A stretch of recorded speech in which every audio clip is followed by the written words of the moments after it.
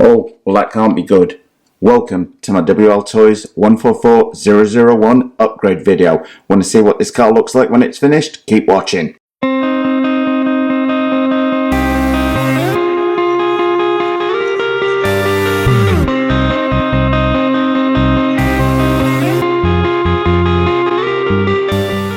Well, in today's video I'm going to be talking you through my WLTOYS 144001 upgrades.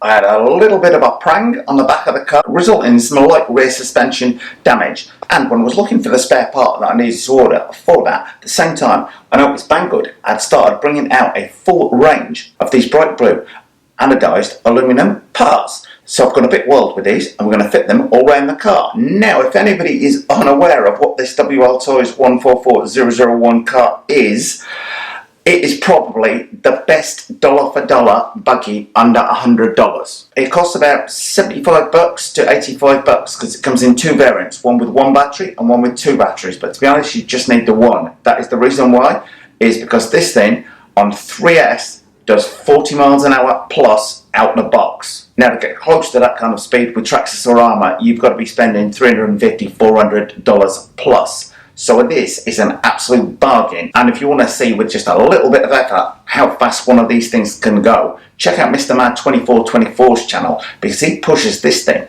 up into the high 80s, early 90s on there, and I think he'll crack 100 before the year is out with this thing. Anyway, I'll put a link to it below the video if you're interested, and the videos that I've shot of the very same car in action. Anyway, let me get the camera down and show you exactly what upgrades will fit in today. We have new front and rear arms, which are going to look sexy as hell when fit. Servo saver and front and rear C-knuckles. Well, first of all, let me show you the damage that happened to the car and my quick fix solution to the problem, and then we're going to move straight on to fitting my nice blue anodized aluminum upgrades. What damage have we got here? Look, surrenders. Oh, rear wheel floating around there, Richie. Okay, the top suspension on there is going to need a little bit straightening out. I might be able to do that in pliers rather than put it in a vise. However, the one big thing that's taken a hit, and I'm not sure how the crash occurred, where this pin fell out.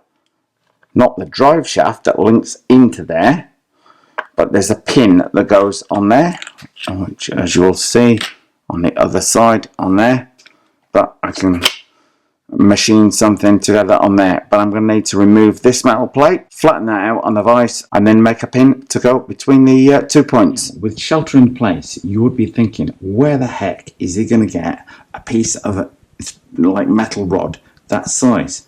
That's about the same size as some of my screwdrivers. Now, if anybody is wondering how I'm going to make another one of these, I always keep all the cheap tools, everything, I'll chuck them in a big box I've got on there, because you never know when you're going to need to use them. Not as a screwdriver, but that is exactly the same diameter shaft as the pin I'm missing. So I'm going to get my Dremel and cut this through and make myself another pin without spending. With a little bit of work with the Dremel, we have converted one old screwdriver into one new pin. On the back, you'll see the plates folded over there, so simply got to remove this little metal plate, two screws holding that down, straighten that on the vise. In the vise, a pair of pliers, got that thing laser straight. Okay, well, Richie's fitting the rear arms and the rear hub carriers, and I'm thinking, whoa, no, everything is wrong because these things are slopping about too much. That's because I put these arms, the front ones, on the rear.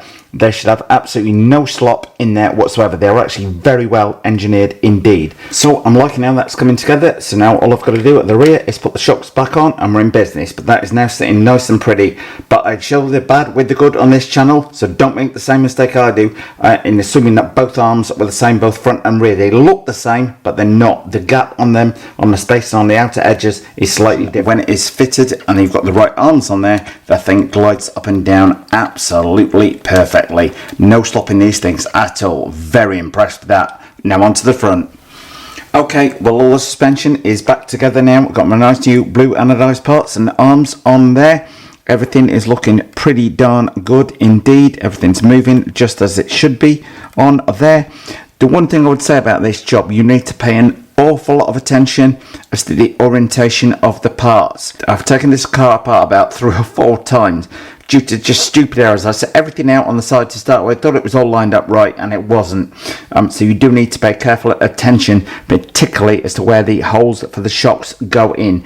Got them right at the back, got them wrong at the front. I had to take them off and flip the arms over, but everything is now sorted, so just time to put the servo saver in. Now, to safely remove the servo saver, you will have to grab the inside of it with a pair of pliers, and while undoing the screw from the bottom, because otherwise the thing will just turn and turn and turn. Anyway, I should now be able to take this one apart and replace it with these bits. Okay, well, I've got the servo saver ready to go back in. The kit also comes with one other part to fit on the other side, but I may leave that to another day. Okay, well, all my suspension upgrades complete on the WLTOYS 144001 from the hubs and carriers through to A-arms at the front. Just spin it round to the back.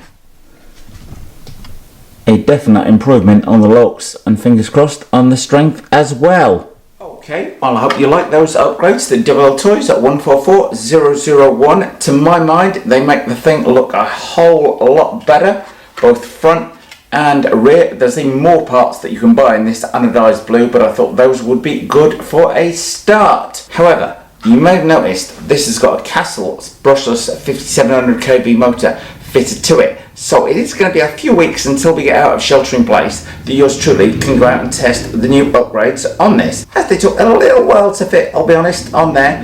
More for me for not paying attention. I set everything out on the side, thought all the arms were orientated right, I got front to back mixed up, etc, etc. But they are very easy to fit, very well engineered, very well machined on there, no problems at all with the screw threads on there, provided if I'd laid everything out perfectly as I thought I had done in the first place, the job would have been completed in half the time. Anyway, these upgrade parts might be one to consider, given the fact we've all got time on our hands, sadly. See you next time.